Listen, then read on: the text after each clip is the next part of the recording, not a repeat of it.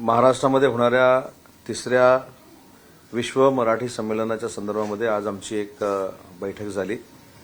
31 जानेवारी, 1 February आणि 2 February रोजी हे मराठी विश्व संमेलन जे आहे ते पुण्यामध्ये फर्ग्युसन कॉलेजच्या ग्राउंडवर करण्याचा निर्णय आम्ही घेतलाय। याचं उद्घाटन 31 तारखेला सकाळी होईल, याची सांगता 2 तारखेला संध्याकाळी होईल आणि या वर्षीपासून एक मानाचा पुरस्कार मराठी भाषेच्या निमित्तानं आपण देण्याचं निश्चित केलेलं आहे आणि तो पुरस्कार सगळ्यात जास्त सिनियर साहित्यिक आहेत, ज्यांनी विश्वभरामध्ये त्यांचं साहित्य पोचवलेलं आहे, अशा व्यक्तीला देण्याचा आम्ही निर्णय घेतला आणि सर्वानुमते ते नाव पद्मश्री मधु मंगेश कर्णिक यांचं पुढे आलं।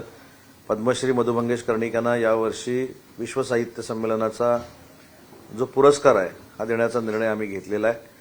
यामध्ये अनेक मराठी भाषेवर प्रेम असणारे लोक सामील होत आहेत। जवळजवळ परदेशातनं 500 मराठीवर प्रेम करणारे भाषिक साहित्यिक ह्या पुण्यामध्ये येणार आहेत। याच्यामध्ये सुरुवात शोभायात्रेनं होईल, उद्घाटनाचा कार्यक्रम होईल, मराठी भाषेला अभिजात भाषेचा दर्जा मिळाला आहे म्हणून परिसंवाद होईल, नव्या जुन्या कवींचा कवी संमेलनाचा कार्यक्रम होईल, आंतरराष्ट्रीय रंगमंच म्हणून आम्ही जे 500 लोक परदेशामधून येणार आहेत त्यांना देखील व्यासपीठ आम्ही उपलब्ध करून दिलेलं आहे।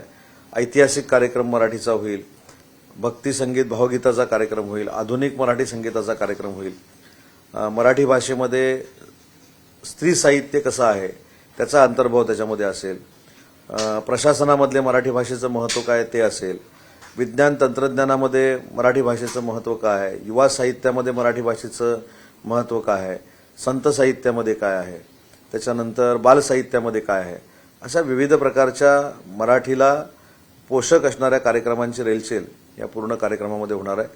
150 पुस्तकांचे स्टॉल्स आम्ही अतिशय चांगल्या दर्जाची जी मराठीची पुस्तकं आहेत त्यांचे देखील आम्ही लावणार आहोत। पुस्तक आदान प्रदान हा एक अभिनव कार्यक्रम या मराठी संमेलनामध्ये होणार आहे। ज्यांच्या घरामध्ये पुस्तकं आहेत, जुनी पुस्तकं आहेत, त्यांनी ती पुस्तकं द्यायची आणि जेवढी पुस्तकं देतील तेवढी तिथली पुस्तकं घेऊन जायची, असा आदान प्रदानाचा कार्यक्रम देखील आहे। त्याच्यानंतर सांस्कृतिक कार्यक्रम आहेत आणि विशेषतः सांस्कृतिक कार्यक्रमापेक्षा साहित्याची जी मराठीतली अंग आहेत त्या सगळ्याला स्पर्श करणारा हा विश्व मराठी संमेलनाचा कार्यक्रम आहे आणि आपल्या माध्यमातून मला समस्त महाराष्ट्रातील मराठीवर प्रेम करणाऱ्या जनतेला विनंती करायची आहे, आवाहन करायचे आहे की आपण जास्तीत जास्त लोकांनी मराठीवर प्रेम करणाऱ्या या संमेलनामध्ये सामील झालं पाहिजे आणि विशेषतः कॉलेज पिढी जी आहे, महाविद्यालयीन पिढी जी आहे, त्या महाविद्यालयीन पिढीला देखील मराठी भाषा काय आहे, मराठी भाषेला अभिजात भाषेचा दर्जा मिळाला म्हणजे नक्की केंद्र सरकारनं काय केलंय, या सगळ्या संदर्भातल्या माहिती मिळावी यासाठी कॉलेज मुलांना देखील आम्ही त्या ठिकाणी बोलवणार आहोत। आणि अजून एक महत्त्वाची बाब जी घडलेली आहे आपल्या दृष्टीनं, महाराष्ट्राच्या दृष्टीनं महत्त्वाची, ती म्हणजे मराठी भाषेला अभिजात भाषेचा दर्जा मिळताना प्राकृतला देखील अभिजात भाषेचा दर्जा मिळालेला आहे आणि प्राकृत हे महाराष्ट्रामध्ये पूर्वीपासून असल्यामुळं प्राकृतला मिळणारा अभिजात भाषेचा दर्जा आणि त्याला मिळणारा निधी हा महाराष्ट्राला मिळावा ही देखील विनंती आम्ही गजेंद्रसिंह शेखावत साहेबांकडे दिल्लीमध्ये केलेली आहे। ते स्वतः उद्घाटनाच्या कार्यक्रमाला उपस्थित राहणार आहेत। मुख्यमंत्री महोदय, दोन्ही उपमुख्यमंत्री महोदय, राज्यपाल महोदय आणि सगळे लोकप्रतिनिधी पुण्यातले आणि साहित्यिक असा हा कार्यक्रम फार मोठ्या पद्धतीनं होईल। अनेक याच्या बैठका आम्ही घेतोय जेणेकरून सगळ्यांना विश्वासात घेऊन हे मराठी विश्व संमेलन होईल। परदेशामध्ये आमचे 7 जी मंडळ आहेत, बृहन मंडळ आहेत, त्या प्रतिनिधी 17 जी बृहन मंडळ आहेत त्यांच्याशी देखील ऑनलाईन माझी चर्चा झालेली आहे। 500 सुमारे परदेशातली आपली मराठी माणसं जे साहित्यामध्ये काम करतायत, जे मराठी शाळांमध्ये काम करतायत, जे मराठीच्या वाढीसाठी काम करतायत, अशी 17 बृहन मंडळाचे आमचे पदाधिकारी जे आहेत ते या संमेलनामध्ये सामील होणार आहेत आणि जी संख्या जगभरामध्ये 17 फक्त बृहन मंडळांची आहे ती पुढच्या वर्षभरामध्ये 50 करण्याचा आमचा मानस आहे आणि 50 ठिकाणी हे समन्वयक, उपसमन्वयक नेमून त्याचं नेतृत्व ज्ञानेश्वर मुळेसाहेब करतात। तर अशा पद्धतीनं मराठी भाषा ही पूर्ण जगभरामध्ये पोचली पाहिजे यासाठी प्रामाणिकपणाचा आम्ही प्रयत्न करतोय आणि मला सांगताना आनंद होतोय की या विश्व मराठी संमेलनाला अतिशय उत्स्फूर्त प्रतिसाद लाभलेला आहे. आम्ही संयोजन समिती देखील पुण्याची केलेली आहे. त्याच्यामध्ये आमचे पुण्याचे आयुक्त राजेंद्र भोसले आहेत, पिंपरी चिंचवडचे आयुक्त शेखर सिंह आहेत, आमचे सीपी आहेत, संवाद पुण्याचे सुनील महाजन आहेत, राष्ट्रीय पुस्तक न्यासाचे राजेश पांडे आहेत, त्रिदल फाउंडेशनचे सतीश देसाई आहेत, महाराष्ट्र साहित्य परिषदेचे मिलिंद जोशी आहेत, आमचे सावित्रीबाई फुले विद्यापीठाचे कुलगुरू सुरेश गोसावी आहेत, आबा रावत आहेत डेक्कन एज्युकेशन सोसायटीचे, महाराष्ट्र साहित्य संस्कृती मंडळाचे सदानंद मोरे आहेत, संचालक आमचे शैलेश देवळणकर आहेत, तंत्र शिक्षणाचे संचालक जे आहेत ते विनोद मोहितकर आहेत. अशी आम्ही एक समिती तयार केली, त्यांची देखील आज बैठक घेतली आणि मला 100% विश्वास आहे की न भूतो न भविष्यती असं मराठी विश्व संमेलन हे पुण्यामध्ये मराठी भाषेच्या विभागाकडनं होईल आणि एक नवीन अभिजात भाषेचा दर्जा मिळाल्यानंतर मराठीचं पर्व पूर्ण महाराष्ट्रामध्ये सुरू होईल. याच्या अगोदरचे जे मराठी संमेलन होते ते डोममध्ये झालं होतं, त्याच्यानंतर सिडकोमध्ये झालं होतं. आपल्या सरकारच्या काळामध्ये लोकांचा चांगला पाठिंबा नव्हता. आता पुण्यामध्ये भरवण्याचा नक्की उद्देश काय असेल? कारण की याच्या अगोदर मुंबईमध्ये झालं, नवी मुंबईमध्ये झालं, आता पुणे निवडण्याचा उद्देश काय आहे एकंदरीत? मराठी भाषा ही महाराष्ट्राच्या प्रत्येक प्रांतामध्ये आणि जिल्ह्यामध्ये बोलली जाते. सगळ्यात महत्त्वाचं आहे की सुरुवातीचं पहिलं कनेक्टिव्हिटीसाठी जे परदेशातनं साहित्यिक येतात, परदेशातनं काही लोक येतात, त्यांना अतिशय चांगली विमानांची कनेक्टिव्हिटी असली पाहिजे, एअर कनेक्टिव्हिटी असली पाहिजे. आणि पहिलंच मराठी संमेलन जे आहे हे आंतरराष्ट्रीय शहरामध्ये असलं पाहिजे, म्हणून आम्ही ते मुंबईला गेलं. त्याच्यानंतर आपण नवी मुंबईमध्ये केलं आणि आता यावर्षीचं पुण्यात आहे, पुढच्या वर्षीचं देखील दुसऱ्या जिल्ह्यामध्ये होणार आहे.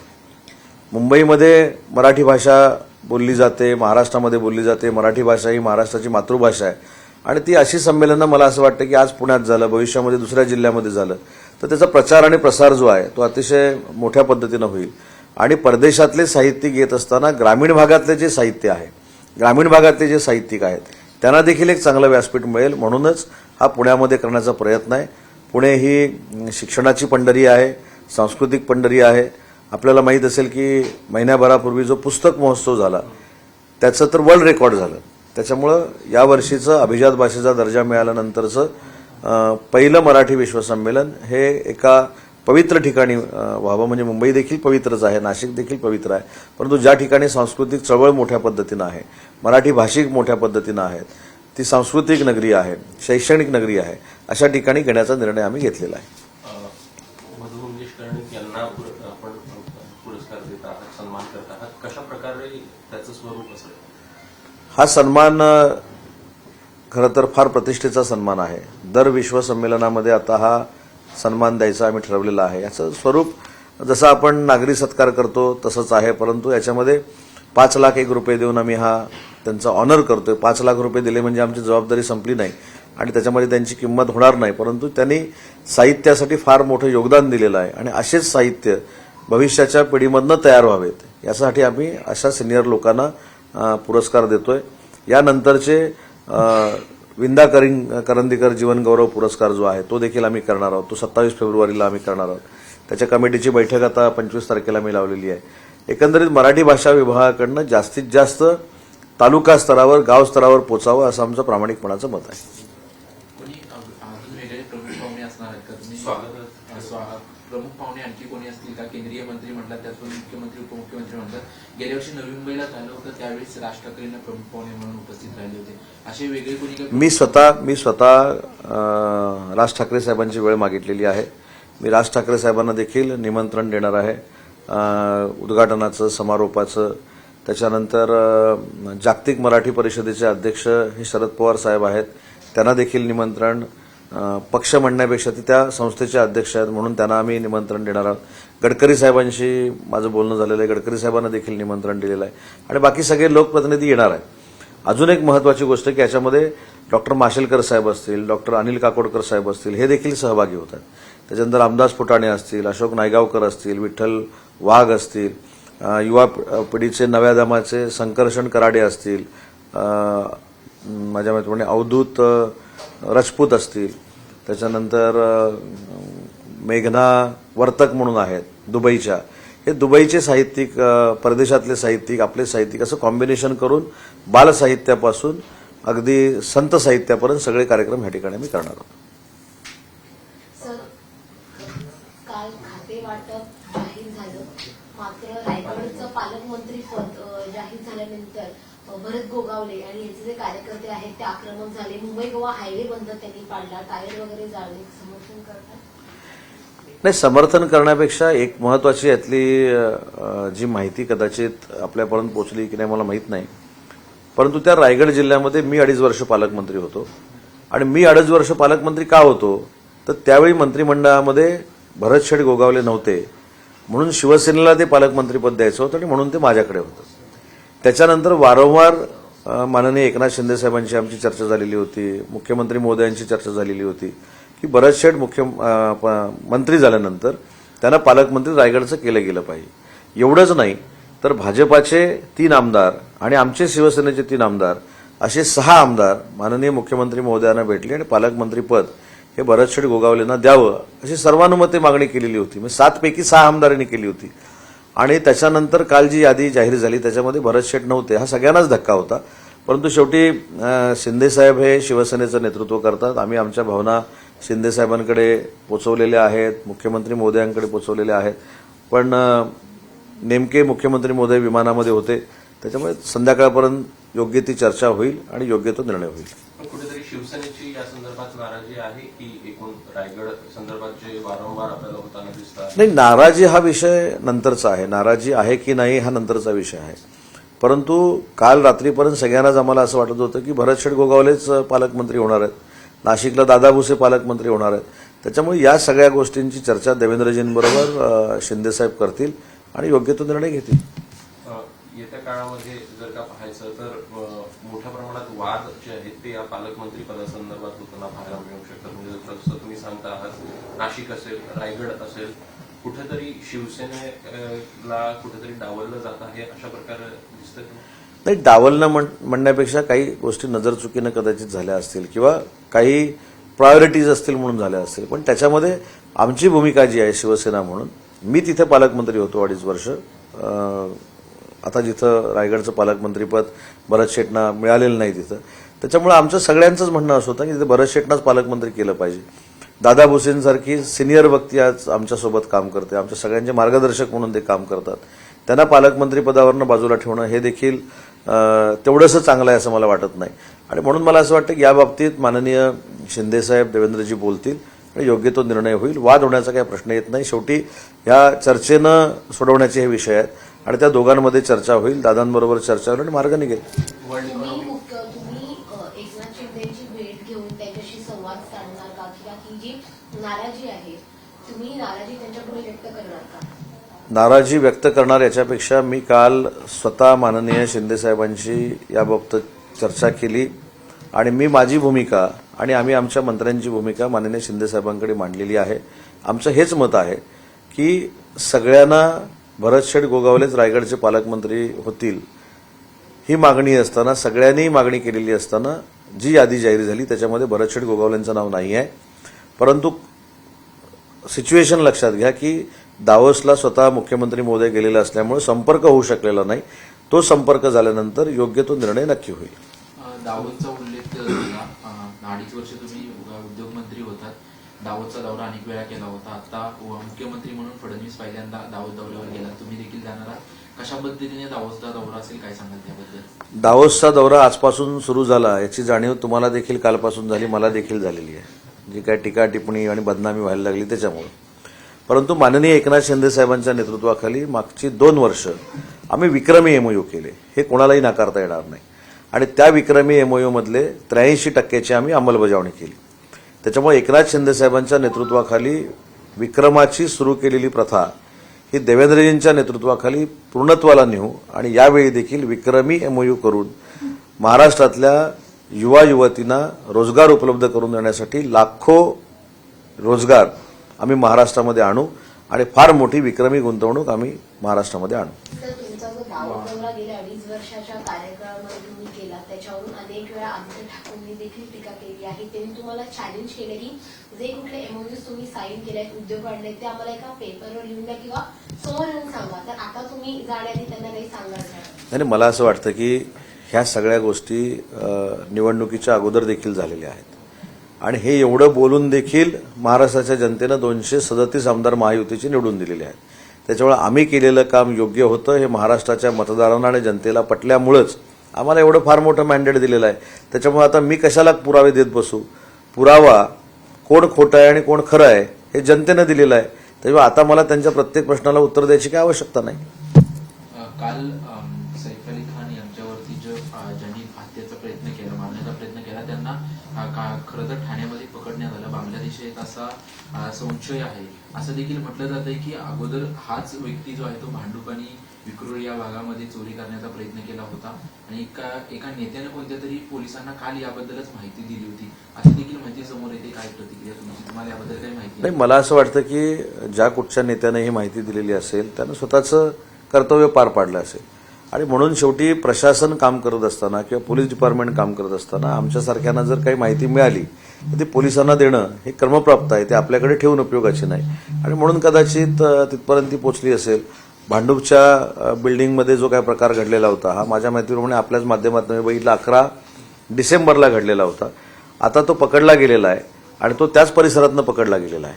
त्याच्यामुळं तो नक्की काय करत होता, त्याचा हेतू काय होता, तो कशासाठी सैफ अली खानच्या घरामध्ये गेला होता हे चौकशीनं पुढे आलेलं आहे आणि म्हणून मला असं वाटतं की ज्या कोणी हे प्रयत्न केले असतील त्यांनी एका चांगल्या उद्देशाने केलेले प्रयत्न असतील. पण सर पुन्हा एकदा बांगलादेशांच्या इकडच्या वास्तव्यावरती प्रश्नचिन्ह उपस्थित झालं आहे. गेले अनेक दिवस आपण पाहतोय की असे जे रहिवासी आहेत त्यांच्यावरती एक प्रश्न उपस्थित केला आणि हा देखील आता याच्याकडे कुठलाही पुरावा नाही की हा भारताचा नागरिक आहे त्याचा. त्यामुळे कितपत गंभीर आहे? नाही, गंभीर बाब आहे आणि मला मुंबई पोलिसांना देखील एक सूचनावजा विनंती करायची आहे एक मंत्री म्हणून की अशा पद्धतीनं बांगलादेशची लोक येऊन आपल्याकडे राहत असतील आणि आपल्या सगळ्या यंत्रणेमध्ये बिघाड निर्माण करत असतील तर त्यांना अद्दल घडवली पाहिजे. त्यांना त्यांच्या देशामध्ये परत पाठवून दिलं पाहिजे. त्यांच्या देशामध्ये जी परिस्थिती आपली लोकांची करतायत असं काही करावं असं माझं मत नाही, कारण ते निर्दयी आहेत.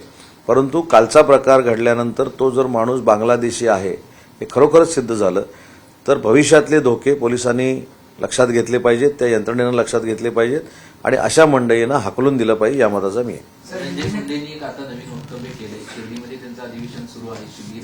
त्यामध्ये ते म्हणतात की मी दादांना विनंती करत होतो, पाया पडत होतो की तुम्ही पहाटेच्या शपथविधीला जाऊ नका, परंतु दादा गेले. तुम्हाला अडकवण्याचं मोठं षडयंत्र आहे असं मी दादांना सांगत होतो, असं धनंजय मुंडे आता म्हणतायत. तुम्ही कसं पाहता याकडे? सुनील तटकरे याला साक्षीदार आहेत असं देखील ते म्हणतायत. आता दादांना पक्षातून दूर करण्याचं षडयंत्र सुरू झालेलं होतं आणि ते आम्हाला दिसत होतं असं धनंजय मुंडे. नाही, आता धनंजय मुंडे हे राष्ट्रवादी काँग्रेस पार्टीचे नेते आहेत. त्या पहाटेच्या शपथविधी आम्ही टीव्हीवरच बघितला, धक्कादायक शपथविधी. तो कशामुळं काय झाला हे धनंजय मुंडे सांगू शकतात, सुनीलजी तटकरे सांगू शकतात आणि दादाच सांगू शकतात.